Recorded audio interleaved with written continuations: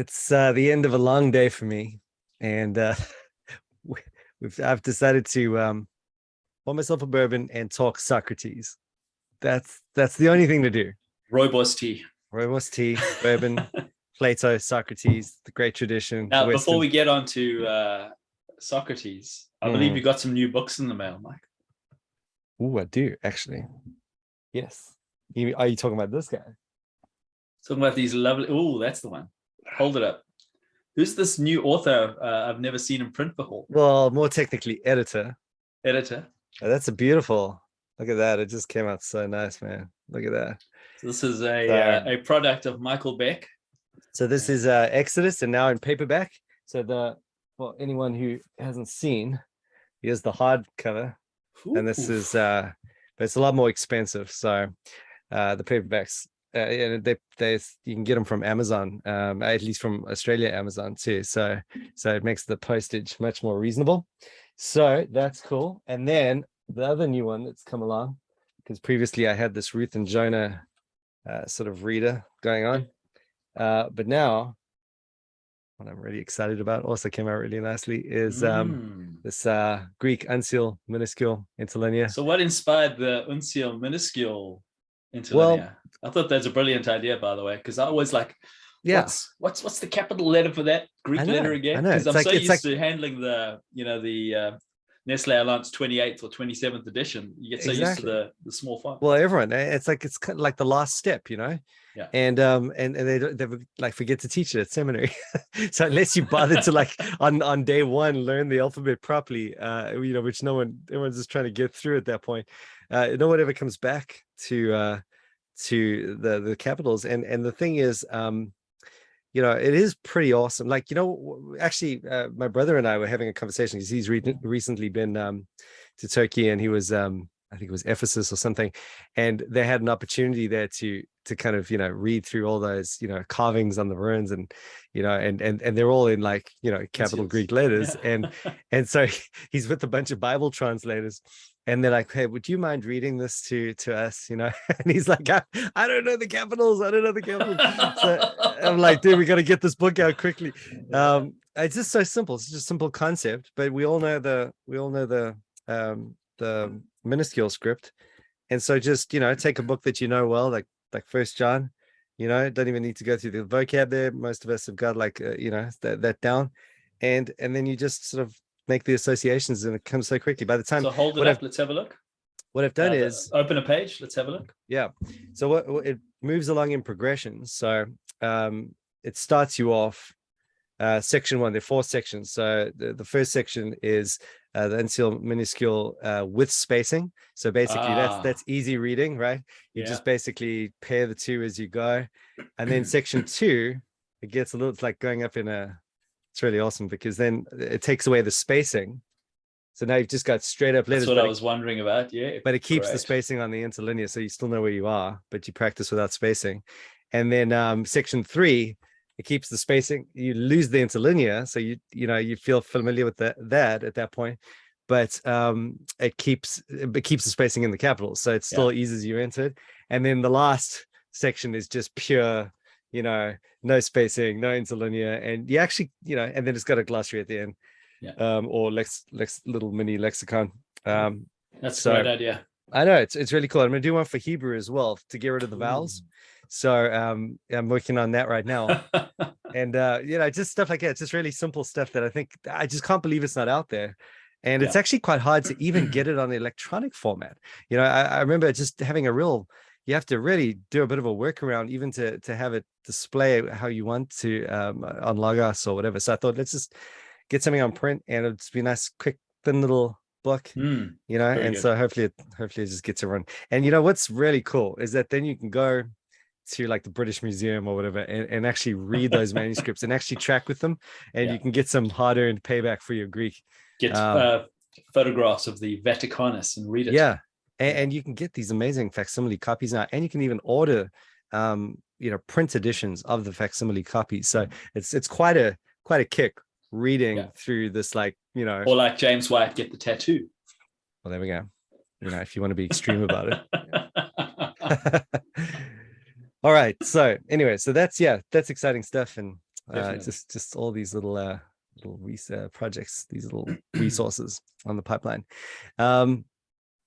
So we're kicking this thing off now, though. We've been threatening with we've dipped our toes in the water, Cicero. Who else? We did Jesus as a philosopher. Yeah. And we've been talking about doing this great books collection. By the way, I've got this on Logos as well. I'm not working for Logos, but you can get that whole collection on Logos, and it really is very nice. I used it. It sort of works. You can, because you usually get the all the original language stuff for free on the Perseus collection, so it gels with that, and you can set some nice little readers up for yourself there. And we're gonna get into this. I thought maybe just before we're gonna do Plato's Apology. Yep. Socrates' Apology. More Socrates, really, but yeah, as it's called, Plato's Apology. And I thought, let me just say, I think I might have said something about this before, but just someone might be wondering why are we, I signed up for covenant theology or Meredith Klein or something. Why are we talking about Socrates and Plato and all of that? And I think it's connected to this two-age idea that we've got. We've done this before with the church classics and that sort of thing, and church history classics, and we want to bring some of that and shake it up every now and again, and just see theology from that wide lens perspective and historical perspective. Just keep quite generalist on the show. So that's one of the things. But the two, I mean, the theology and the way that we then interpret life as reflected in common grace. I mean, there are numerous ways you could go about doing that. You could review movies, you could look at pop culture, you could look at higher culture. But I think that it's one of the most profitable ways to go about it by looking at, certainly as it dovetails, is almost like a handmaiden of theology, looking at these great works in the Western tradition, because they tend to just bring out such amazing truths that we are totally willing to embrace with our whole heart. Truth, beauty, goodness. It's God's goodness, it's God's truth, it's God's beauty, and we want to. We don't even have to redeem it. We just have it. We just claim it. It's because it's ours. And yeah. So you want to say something? I was going to say it is linked to biblical studies. I don't know if you picked up on it, but there were at least two portions where I thought the Bible quoted Socrates. I know, isn't that amazing? Where he says to die is gain. To die is gain. Yeah. Well, and beyond that, I've been reading a few books on. I'll actually mention these as I go. And it's better to obey God than you. Yeah, isn't that amazing? Just amazing correspondences. I've noticed that in so many places now. But you do get a sense just in that. No one has to teach you that. You just get a sense. Wow, this is important literature. This not only has a great book. Let me just take the opportunity to mention this one quick. I think you pronounce it Daramus Hayes, Greek Culture and the Greek Testament. It's published by Wolfenstock, and you can get it online as well, open domain, but it's called A Plea for the Study of the Greek Classics and the Greek New Testament, like actually linking them together. And he makes just such a powerful case. It's a little bit like, old and quaint the way he it goes about the whole task, but this is like what, early 1900s, I think. And he's just showing, he's like, listen, this is a no-brainer. You really do have to. He just makes the argument that we're actually all just Greek. You have to just realize that it doesn't matter what nationality you are. If you're Western, you are Greek. This is your heritage, and you have to understand it. And you start seeing that the way that even the language starts filtering into biblical language. And then the other thing is, you see all these great biblical studies coming out on Pauline studies and epistles in Greco-Roman context. So, just driving home, I mean, whether it be Paul and Stoicism, or Paul and this philosopher, or Paul and Plato, or whatever. Epicureanism, I mean, it's all in that same context. So, it's at very minimum, if you want to have it, if you want to kind of redeem it in your mind by having it linked to biblical studies, then just think of it as background, studies to both Old and New Testament. So there's all of that. But we don't even have to push it that far. At the end of the day, common grace is something that we're about as this whole two-age sojourning thing is going on, and we want to sort of learn to apply our theological rubric as we consider great thoughts. And so what better to do than go to the great tradition, the Western classics, and to have a look at these great books. I wanted to mention also, just as we sort of set sail on this, in fact, I nearly just decided to follow this guy in all his excerpts, but if you can see that on the iPad here, but John Mark Reynolds, who edited a book called The Great Books Reader, basically excerpts from all of those books over there, and just little essays after each excerpt, so it would have been quite cool to go through that. But I thought, let's just like break free. In fact, after his introduction, I was actually quite inspired to go, you know what, actually, let's just do our own thing, because he says a few things that I felt were really helpful, exactly the kinds of things I'm kind of hoping to achieve here. He says that, you've got these, I mean, and we all would have felt this at some level. Here we are, experiencing the Gutenberg press again in like online form, and just being so exposed to books. Never before has it been easier to get those books and every other book. Ad fontes. I mean, wow, could you imagine any more like, I mean, you just have this like straight arrow going straight to the sources these days. And yet, he says, it's never been harder to read them. It's never been easier to get them, never been harder to read them. And that's for a few different reasons, I think. One thing he does say is that we've all had the benefit. Actually, let me try and quote him directly because it's good. We've all had the benefit, or we've been lucky enough to, turn the page. My goodness, is it a lay on the turn page? We've all been lucky enough to have avoided Victorian corsets and collars, but are unlucky to have missed out on the good parts of a Victorian education. And a lot of that would have equipped us to it really got, have a better access of these volumes. But, as he said, it's just, there's never been a harder time to just find the quiet that you need to just actually sit down and read something that's quite difficult. Yeah. And that's probably one of the other things. I mean, I would have felt, I loved what we read today, which we'll talk about in a second, but it was difficult. It's difficult reading. You have to focus. Any second of drifting, and it's all going to be meaningless. I mean, I read it, and I read a summary of it, and I read a commentary of it. Right, man. And I felt I needed all three. Yeah, exactly. Because it was. I mean, obviously there are concepts and historical references and references to myth and just a background that I'm not aware of. Right.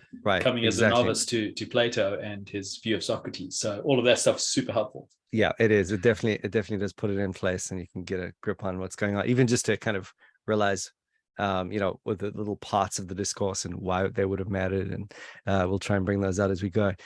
But I think the whole thing, that he says, which, at the end of the day, just comes down to a common grace, focusing on what is good.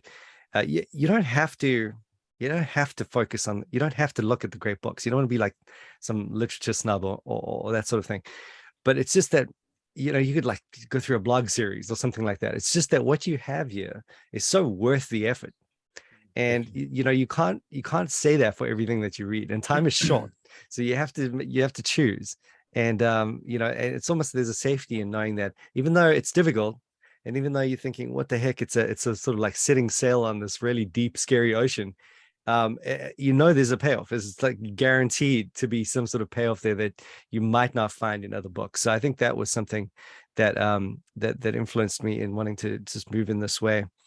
And then, to sort of the best part of this introductory essay, in fact, the whole book is worth just this essay, where he basically says, the whole thing here is you're entering into a conversation with great thinkers.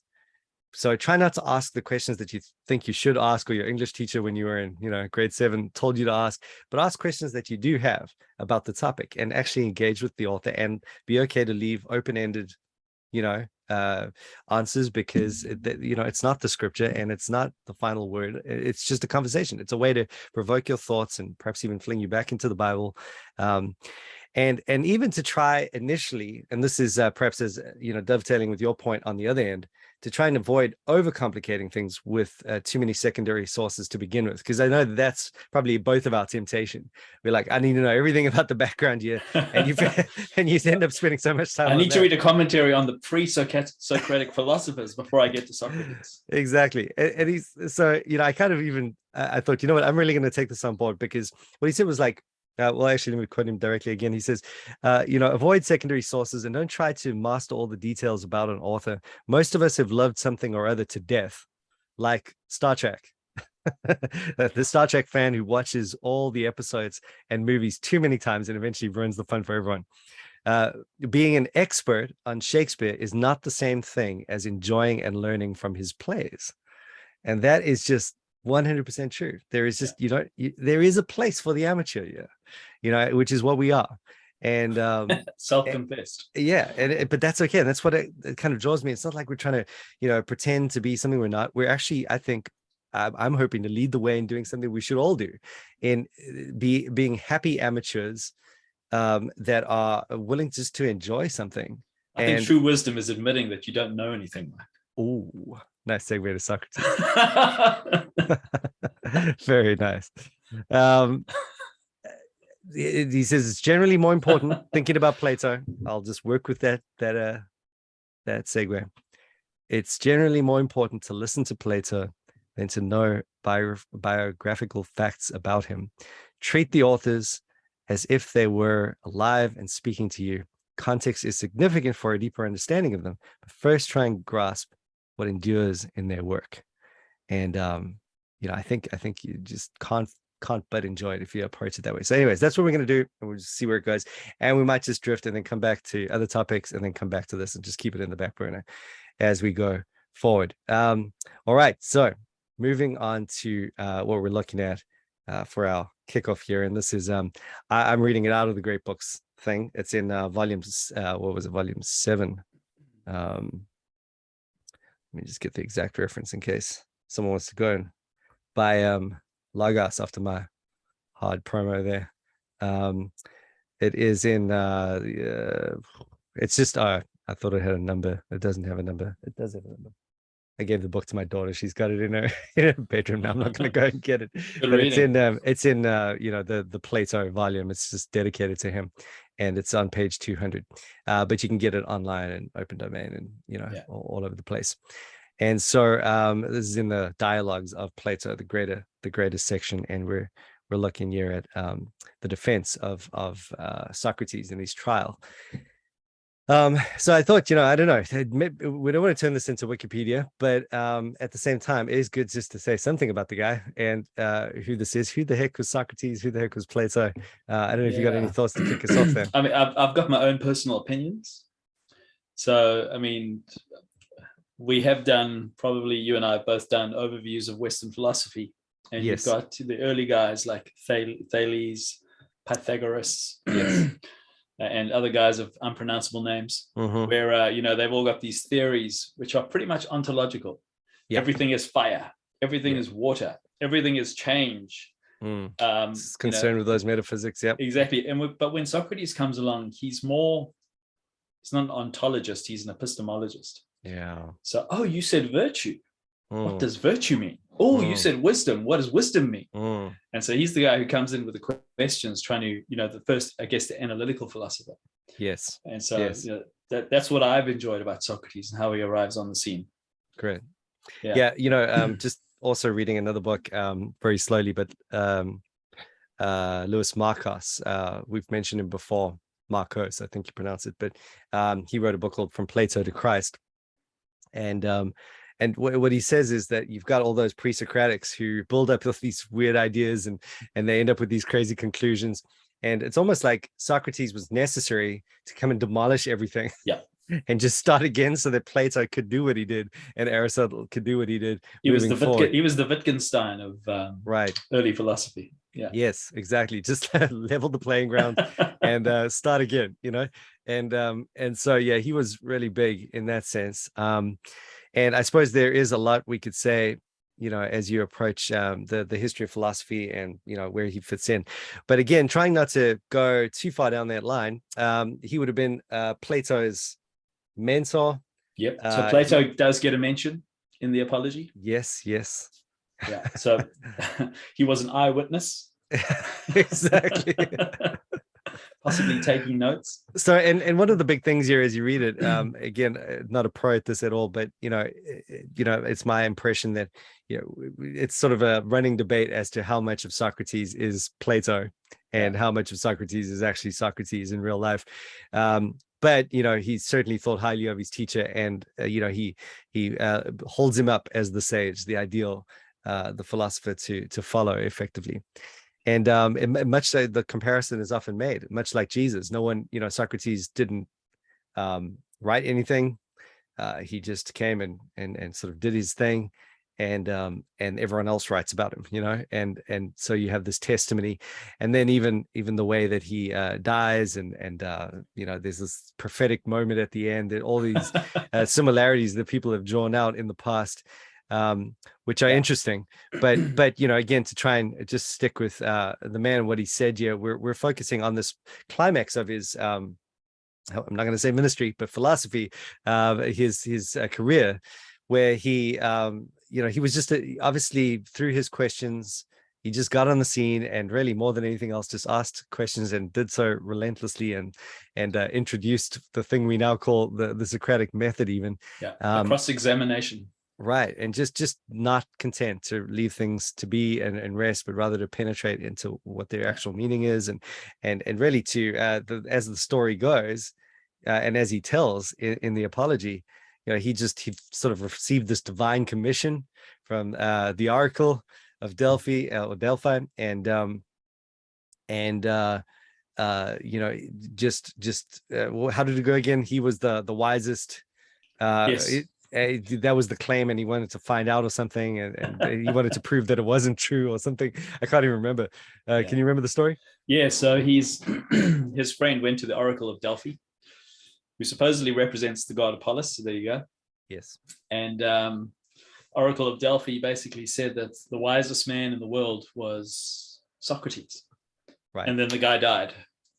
And so he heard it from a friend who said that the friend had got it from the Oracle. And there's a lot of third and fourth person stuff in Plato about Socrates. There is. Yeah.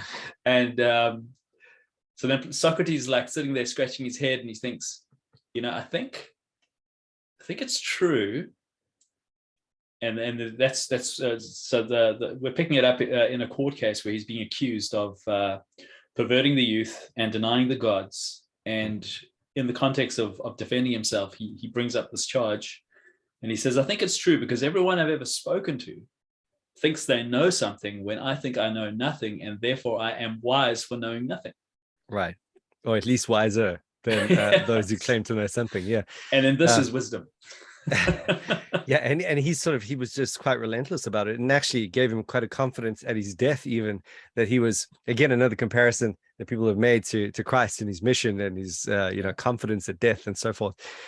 But just that he is determined. He's made it his life mission to pursue the truth, and really to break down, set himself against the proud, you might say, and those who have thought of themselves as something, so as to at least allow for the development of a true knowledge and a true wisdom.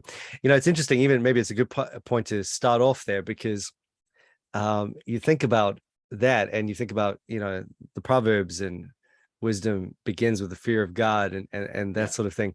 And even there is a kind of parallel, and I kept on thinking to myself, if you were in this pagan environment, before Christ, and there was a sort of, how would fear of God even be expressed? I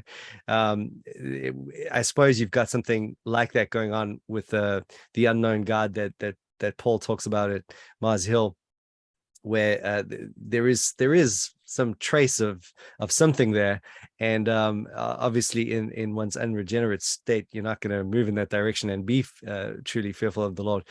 But I think what we see in these great thinkers is just, they seem to have something a little bit more. They seem to really have that sense of common grace, elevated in them, in that they're starting to understand that, listen, the first step one can take here is just by acknowledging our stupidity in this whole thing, and then moving forward in whatever that might mean, and searching even for the unknown God. And that's probably something of why he was accused for being atheist in his day, because it's like he wasn't denying the gods of the Greek culture at the time, but he was, there was a real sense in which he was standing against the popular versions of them. And I think that probably that had fueled some of the accusation against him. You can imagine how, if everyone's got their folk mythology and folk religion going on, and here he is trying to penetrate into something that's a bit more real, that's always going to get you in trouble.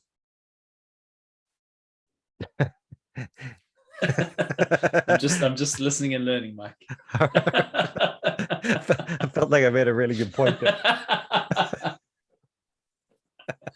Yeah.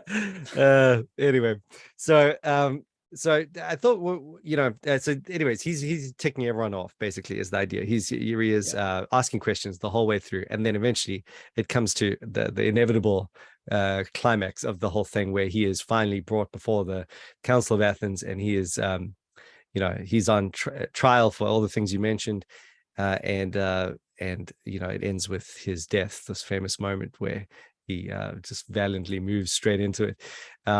He drank hemlock, didn't he? That was like how he actually died. Totally.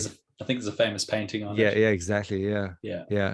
It doesn't mention that in the book, though, right? No, it doesn't. No, it's not mentioned in the apology. It is mentioned somewhere else that I can't remember. But anyway, so I thought what we could do is just like think about, okay, Socrates, and things like you kind of got to have some questions as you go into this, otherwise it all just gets too big. Things about like what was he a good guy? Was he a bad guy? What was his character? Is Socrates like an annoying guy that was just like someone just keep him quiet, or was he really someone of really noble character, or something in between? What do you think? Yeah, I mean, maybe just putting it in the context of our own day, like as I was reading this and just recognizing the tribalism that's going on in social media today. Yeah. And you've got your people who are looking for truth. Now there's a lot of conspiracy theorists out there. Yeah. Now I think conspiracy theorists would be appropriating Socrates to themselves. Yes. Yeah. But I think they would do so wrongly, because one of the basic things about conspiracy theories is they are answering questions. Right. They're not admitting ignorance. Right. And so I just really appreciate it in light of all these so-called truth claims that are going on, and people are pitting each other against each other and accusing each other of all sorts of conspiracy theories. Right. I thought the chastened approach to truth, a humble approach that's saying, look, I don't know a lot. And I went to the politicians and I asked them what they thought. Yeah. And they thought they knew a lot. And I realized that they knew nothing. And then I went to the poets, and they come up with these fantastic works of art. But when I asked them to explain it, they didn't really know what they were talking about. Right. And then I went to the artisans, the craftsmen, who had some real skill when it came to doing things. But because they were good in one area, they thought they were good in every area. Right. And then by that token, they then disqualified themselves. And so here's a man who's just saying, look, I am what I am. I know what I know, and I don't actually know that much. And I think that's true wisdom. And so from that point of view, it's a breath of fresh air. Right. And even just hearing you talk like that, I mean, that is it sounds like Ecclesiastes, right? It sounds like this guy's just on a mission. He's like, okay, I'm just going to ask the hard questions, and I'm just going to admit the truth as I see it, and I'm just going to work from that, and not try and delude myself with anything. And this, is the beginning of wisdom. This is something that leads you to the point of, even if the conclusion is that it's all vanity, it puts you in the right place to look for what can save you from that vanity. So certainly, as this dovetails with Plato later on. I was going to say, it reminded me of something D.A. Carson said. I think it was in the King James only controversy. It's just a little comment. It just randomly jumped out at me. It's one of the only things I remembered is, if you're a pastor, just because you may know something about scriptures, don't pretend you know everything about the weather. Yeah. Wow. And don't pretend you know everything about that and everything about that. Don't feel like because you're in an office where people are looking to you and respecting you, you feel like you've got to be an expert on everything. Mm-hmm. Just say you don't know. That's it's okay not to know. Yeah. And even I was going to say, even on the Bible, it's okay not to know everything there is about the Bible either, and man, probably we should be more willing to admit that to anyone, having studied it a little bit and realizing what that entails. But yeah, absolutely. I mean, my goodness, that's a real conundrum. I remember when we were in India, it was almost like part and parcel of the deal. The pastor was the resident expert on every single thing that was, and you just it's like that for many communities. So yeah, absolutely. When I was a young Christian, I had a very good friend who would call me up when I would state things factually, just like, this is it. It's like, how do you know that? Nice. There we go. Just a healthy dose of skepticism, right? I think it's really at that level. I mean, my goodness, it is a healthy thing not to be gullible, not to just take things just in a ridiculous sort of acceptance. But so can an unbeliever have more integrity than a believer sometimes? Oh man, absolutely. Absolutely. And we trust that the believer will become sanctified. We trust that the believer will become more like his God, who's a God of truth. But some people, through common grace or because their character disposes them that way, maybe an extra analytical sort of person, may have a leg up in that area, which appears to be what Socrates has. It's funny, just thinking about what later happens with Plato, the way he ranks, so he really, he thought, you've got to escape the illusions of this life, and you have to try and get to the world of the forms and so forth. And so he would think of someone who approaches the hard sciences, the sciences at least, someone as someone who could at least be trusted because they're looking at the copy of the thing. The philosopher, of course, is top because he's not limiting himself to the empirical study. But at the bottom of the rung are those that are like poets and painters and musicians, because what they're doing is they're not only not looking at the thing, but they're like expressing a copy about the thing, painting a picture of it or something. Exactly. So this is just like blasphemy for him. But you can kind of see how all of that ties together in this whole idea, and that you have to, he's just on this relentless mission to get away from things that can kind of carry you away from that ultimate truth. And I think obviously everything that they say, I think one of the things you appreciate about the Bible when you go from one of these guys, let's say, back to the Bible, is how wonderfully nuanced and balanced the philosophy of the Bible is. Like we were talking about last week, or whenever we met last, thinking about Stoicism, for example, they had all these great truths. It really captured them, and yet they didn't have that balance and nuance that the Bible presents. Similar with Socrates again, and even just the skeptic idea, in that, of course, there is this pursuit of the truth that must be pursued, and yet it's held together with a real rejoicing in the arts and all of these things that the emotions even, and it's not this lopsided idea.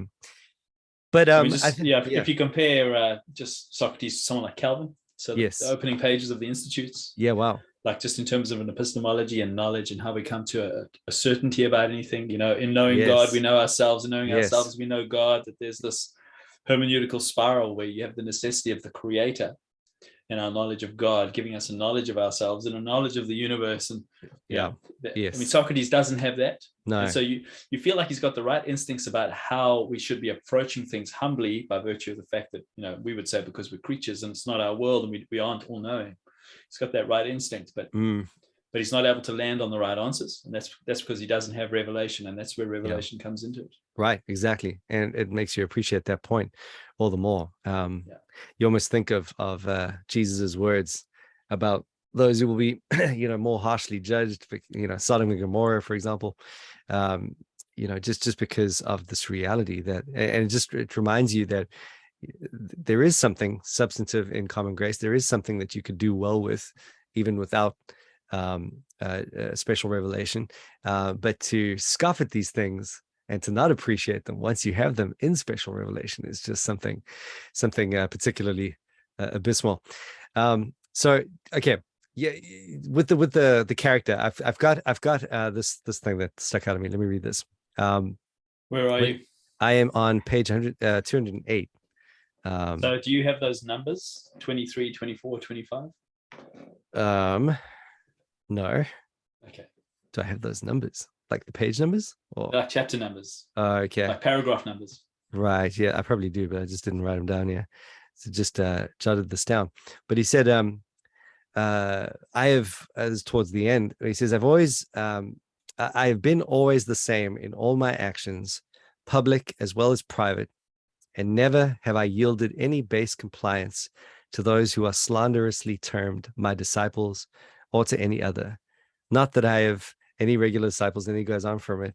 But, one of the things he says, I had not the boldness or impudence or inclination to address you as you would have liked me to, weeping and wailing and lamenting and saying and doing, and doing many things which you have been accustomed to hear from others, and which, as I maintain, are unworthy of me.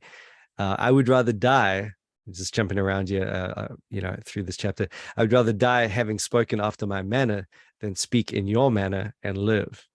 For neither in war, nor yet at law, ought I or any man to use every way of escaping death. Those are very moving moments. And he talks about, he's like, listen, you could go into battle and you could fall on your knees and you could plead, you could do all sorts of shameless sort of stuff and probably escape death. But at the end of the day, would you have stood at your ground on your principle, and is that really worth it? And he explores all of that. Probably one of my favorite parts of the whole. I guess there's a wonderful consistency underneath there, because if you're in a law court and you want justice to be done, you don't want to manipulate the judges by appealing to their emotions, right? And so you don't want to say, well, I have 3 children, please have mercy on me. Yeah, exactly. What you want is the truth of justice.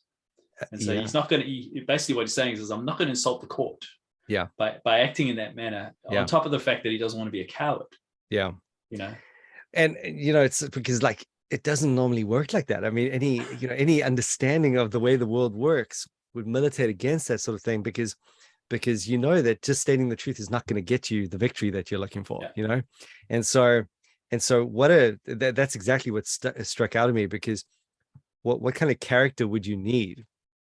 How firmly resolved would you be to know, listen, I'm almost surely going to lose this by not giving in and playing the game the way the world wants me to play it, so as to get my desired outcome. But I, as you said, just I'm willing to yield this to the way that it should be and stand on this higher principle. And again, comparisons have been made between, Socrates calmly moving into his trial in Christ, and you obviously see a similar thing with Jesus, in that here he is, like the whole world is falling apart, and he's absolutely calm, resolved on the fact that God is controlling every second, and there is no authority unless given to you by the Father, and so forth. So that kind of resolve is there, and there's not even a flinching. So I mean, I think what that says to me is that you do have in Socrates a man of, to the degree that this is accurate, a man of an ideal man, integrity, a man of integrity, a man that we could only hope to be. I mean, I'm reading this going, dude, oh my goodness, I'm such a lost soul. Because I would have said, I got 3 kids, please. I don't know, I would have pulled every trick in the book, man. But it's just, wow, it's I mean, what possessed this guy? What got into him? It was amazing that he just somehow stood his ground on this. It is great to see the principles, but then you also see it's just that sense of it's falling short of the fuller picture. Yes. There's another portion. I'll tell you what paragraph I'm in, if it helps you at all. 28, beginning of 20, halfway through 29, beginning of 29. Right. And he talks about this oracle that he's obeying, because he's on this. He says, God has given me an order to fulfill a philosopher's mission of searching into myself and other men. And he wouldn't desert this post or this mission, even for the fear of death. Right. So I must pursue truth no matter what it's going to cost. Yes. He says, and he talks about the fear of death and how it could influence us. For the fear of death is indeed the pretense of wisdom, and not real wisdom, being a pretense of knowing the unknown. And so this is where I thought, I love the courage. Yes. But he speaks about death as an unknown thing. Yes. And and does what the Stoics do. You can kind of see how they base their consolation on what he's saying here. In that, so they have a consistency, but it's not a consistency based on the full picture. Right. Well, and even it's kind of like wrong, at the end of the day. Because I mean, one thing that brought it out for me is he says, therefore, O judges, be of good cheer about death, and know of a certainty that no evil can happen to a good man, either in life or after death, Exactly. And so even if you're going to move past he's sort of relying on the fact that you've got all these things that we know are not true of death anyway, to be the reason not to fear it. But then, his biggest point, I suppose, is that, look, at the end of the day, if there is some kind of judgment by the gods, I'm going to rest in my own righteousness. And there you hit the point blank headbutt with special revelation. Because this is the problem, and it does make you feel, I mean, my goodness, I'm even thinking of Marcos here and the many Roman Catholic theologians who would just go ahead and say, no, listen, Socrates was regenerate. He was a pre-Christian Christian, no, and he wasn't. all of that. Yeah, and it's difficult. You have to, here's where you have to keep your Calvinistic guns, and you have to you have to definitely follow through. I think what we can say is that, look, God is just, will not the God of all the earth do right, and certainly God knows how it works. So to leave it in his hands is not something that we have to worry about. But yeah, we can't go tweaking our doctrine for the sake of I mean, if you want the really meaty stuff, and Mike, you've been quoting all the meaty stuff, so what you've got is you've got the court case, basically the hearing, and then around paragraph 36 there's a break. Yes. And that's the point at which they vote to see whether he's guilty or not guilty. Right. Then they ask him, what do you think we should do to you if you're guilty? And then he makes a response, and then they vote again as to what they're going to do, and they give him the death verdict. I like the way he says, well, you could set the fine at 1 minor. Because that's all I have anyway. So if you want, you could do that. But my friends have vouched for me. They maybe up to 300 minors. No, they'll push it up to 30. Yeah, exactly. Classic. Yeah. Just in the really meaty stuff, it's around paragraph 40, and he says, let us reflect in another way, and we shall see that there is great reason to hope that death is a good. Yes. For one of two things. So here are his reasons for why death is a great thing. And this is like the Stoics lean on this portion right here. Yeah. Either death is a state of nothingness and utter unconsciousness. So there's annihilationism. Yes. So it's not soul sleep where there's a resurrection later. It's just annihilationism. Yeah. So first point, death is either annihilationism or it's transmigration, where you go to another place where you get to hang out with all the philosophers and do philosophy forever. Right. Yeah. So whichever one it is, are you kidding me? Dude, I can keep asking questions forever and ever.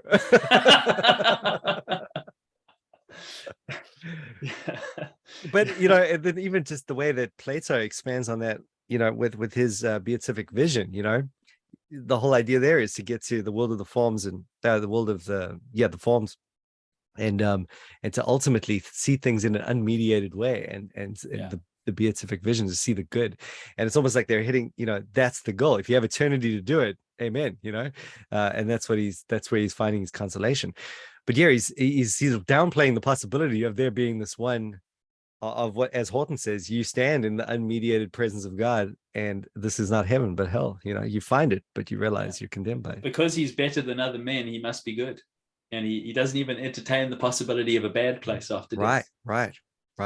And so, well, I think he does implicitly, but yeah, he's so convinced that he's not going there anyway. So yeah, exactly. So he's comparing himself with others, and he basically says things like, the difficulty, my friends, is not to avoid death, but avoid unrighteousness, for that runs faster than death. Yes. You guys are unrighteous. Right. I'm going to die for standing on the truth. I'd rather be me than you. Yeah. And, I remember reading that and thinking, you know what, there is just on the degrees of punishment thing, as well, even if you have to just limit the discussion to that sort of idea. I mean, it just is, it is better to die for the truth than to die, in this really blue fire or white fire. Yeah. Well, I don't know. I mean, like, who knows how it actually works is the point, and I just think of what I constantly, what is the normal comparison? I suppose, how does how does Hitler compare with Gandhi, and so forth. Now, of course, both you're not looking at someone who's a Christian overtly, but there is it gets weird if you're saying that everyone gets the same judgment as Satan, in the same way.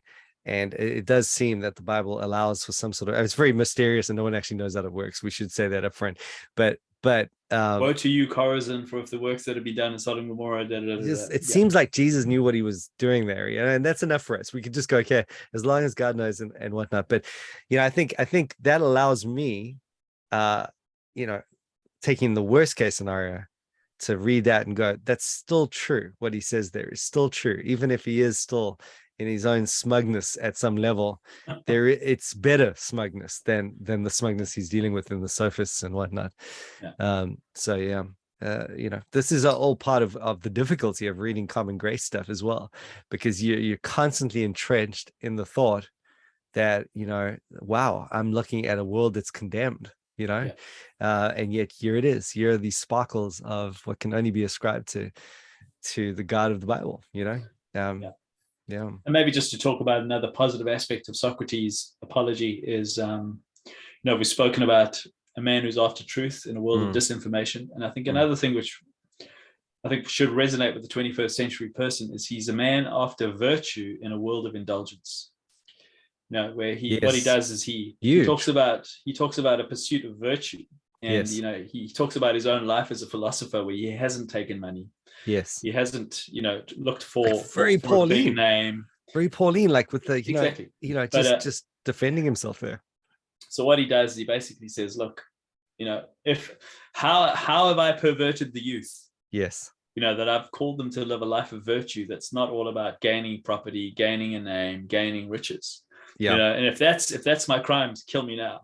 Right. And it's in this apology that he talks about the pursuit of virtue and the pursuit of wisdom, and he comes up with that very famous saying, "The unexamined life is not worth living."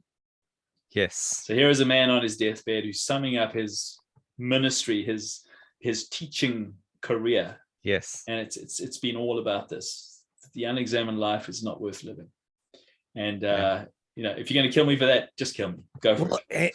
And what it sort of dropped. Like I had a real penny drop moment with that whole thing, in that how it's quoted all the time. That it's almost quoted as a do analytical philosophy thing, or you must take a course in philosophy at some point in your life, or you must think critically or something like that.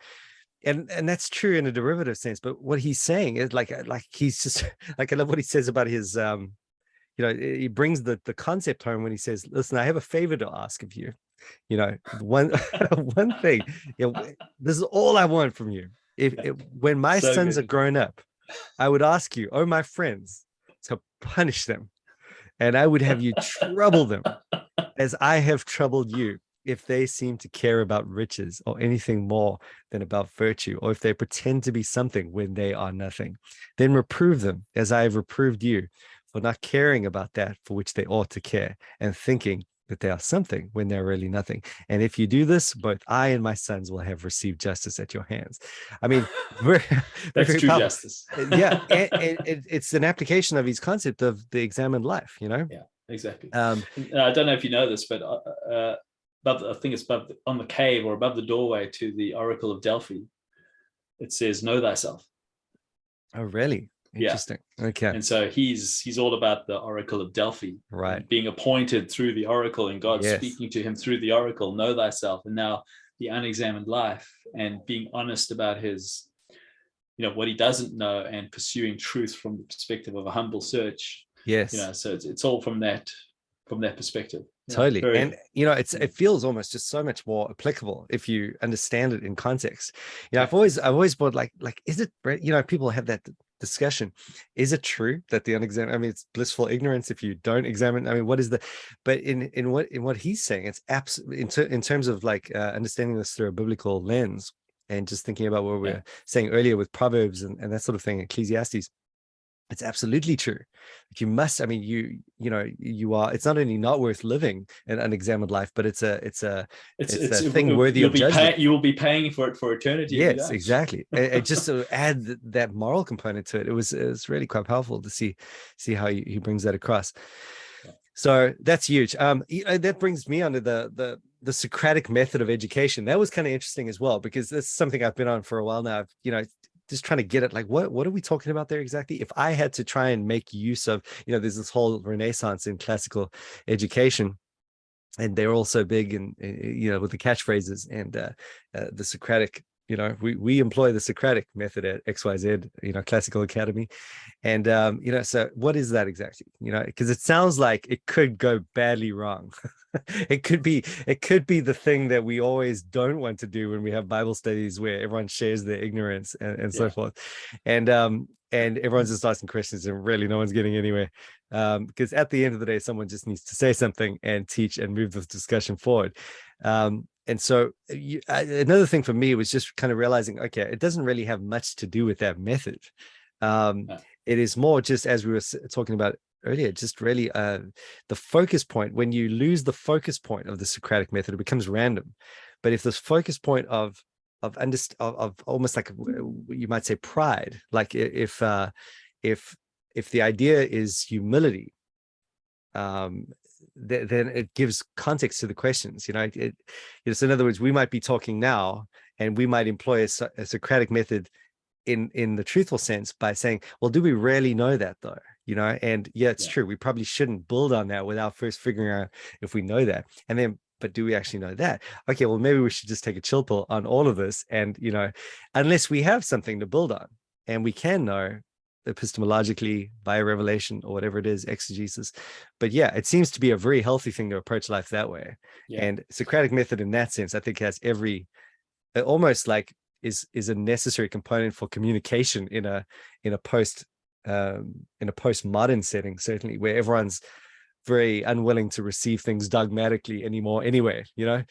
So if you have to deconstruct it anyway and build it up from the ground in order for people to understand or really lay hold of it.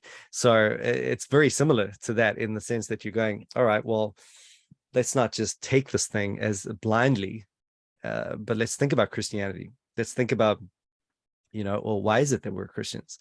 What do we know about it? What don't we know? Where do we need to say we don't know? What is the blind faith element? What is the, by what standard?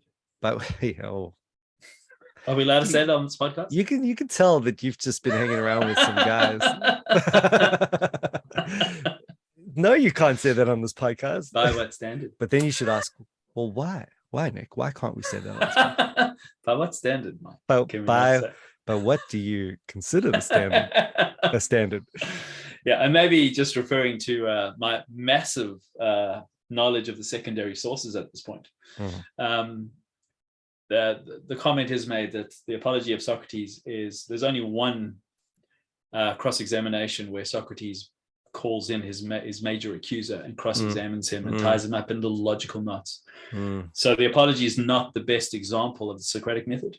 Yes, that's a good point. It's actually better done in other works. Yes, good point. So this wouldn't be the best example of that, although it is done, but it's not even done the best way, apparently. And there are all these logical fallacies that it's funny because like they bring it out at other points in that, to make the minor argument the major argument, and to to do all these things that you shouldn't be doing. He sort of does them all in this last moment. But it's almost, even there, it's a kind of overt manipulation, it's almost to display the folly of it, so even there I think you can kind of work with him on what he's doing.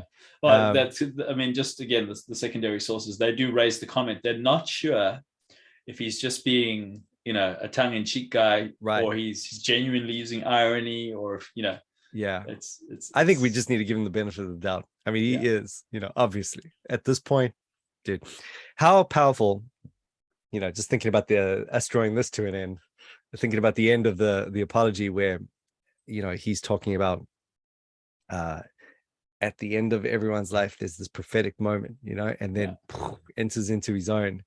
Really, the whole thing is worth reading. And by the way, if anyone does want to read this, it's really only like 13 pages, Yeah, 13, 14 pages on a PDF. So don't be like, we haven't read like a whole book or anything. It's just in that book that of the greater discourse of Plato. But yeah, anyone can just get hold of this and read it. And it took me like, I don't know, it does take a while, but you could do it in a day or two, or set it out over a week, and it's so worth reading, even for no other reason than just to get to that end part where you start seeing the way he closes out and faces the prospect of death and so forth. I mean, you might ask, like, shouldn't he have done more to avoid his own death? Would it have been okay for him to avoid it? Couldn't there have been measures he could have taken? Was he not provoking it and bringing it on? But these are all good questions anyway, even if you aren't able to answer them directly. But can I give a quote where he sounds like a Christian? Yes. This would be one of those. This would be one of those ones that that the Roman Catholics would really like and justify him by. Says Saint Socrates. Yeah. Yes. So this is paragraph 30. For know, and so he's talking about his pursuit of truth. For know that this is the command of God, and I believe that no greater good has ever happened in the state, referring to the state of Athens, than my service to the God.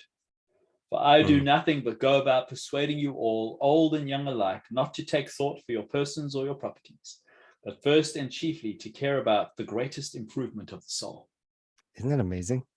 I mean, look, for no other thing, I mean, you could totally understand what the whole preoccupation with Socrates was all about in Roman Catholic theology, right? Yeah, because they had the aesthetic that oh my goodness, yeah, like despising of the flesh, the Gnostic sort of element, right? And I mean, he featured, it was big. So, but you can see it. Just to get an appreciation for that point is, it's difficult to avoid, really. Yeah, I love that. And then there is the death is gain thing. I don't know if I copied it here. I've highlighted so much I can't find it again. But let me see if I can get it quick, because that's worth reading. You're just gonna do a search. Yes. Man,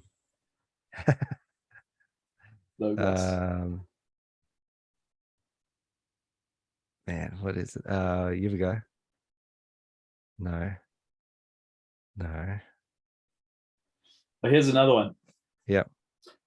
So this is the other biblical text that it sounds like. He says, if you say to me, Socrates, this time we will not mind Anytus, and you shall be led off, but upon one condition, that you are not to inquire and speculate in this way anymore, and that if you are caught doing so again, you shall die.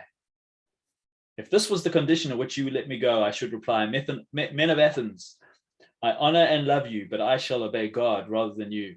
And while I have life and strength, I shall never cease from the practice and teaching of philosophy, exhorting anyone whom I meet and saying to him after my manner. And what's so powerful about that, it's almost like when they say philosophy, as we covered, I think, with the Stoics, they mean discipleship in the truth as best that they can understand. Yeah, worldview, truth. Yeah, it's like they don't mean philosophy like we're thinking about it now. They mean like an actual practical, I am going to be a hardcore committed disciple to, I don't know what exactly. That's the point. I'm trying to find it. It's quite a crazy dynamic, but there it is. And I think this is the one. There might have been another one, but he says, now if death be of such a nature, I can say to die is gain, literally using those words. For eternity is then only a single night, blah, blah, blah.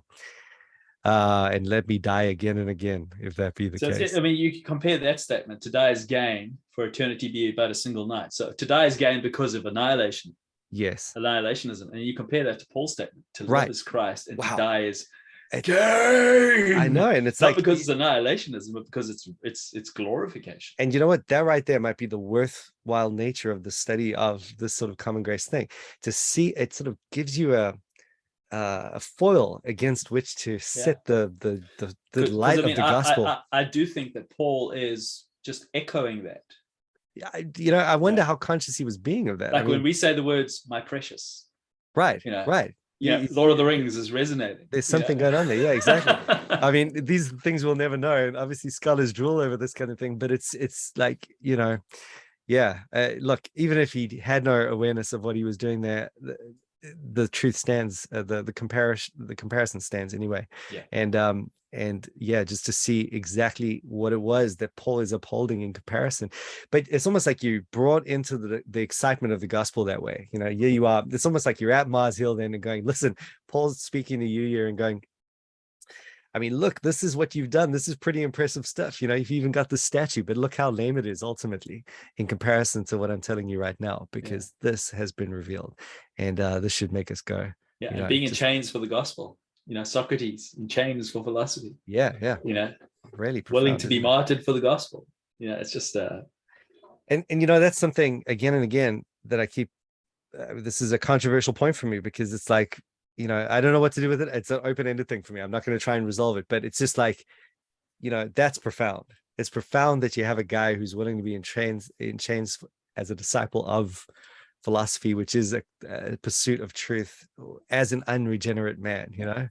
I know I couldn't have done that, and for whatever that is, it is worth emulating. And aren't especially young men in particular attracted to that sense of conviction? They know they should be living and dying for something. And so suicide bombing becomes an option for some. Following Jordan Peterson in his Peterson is a great idea.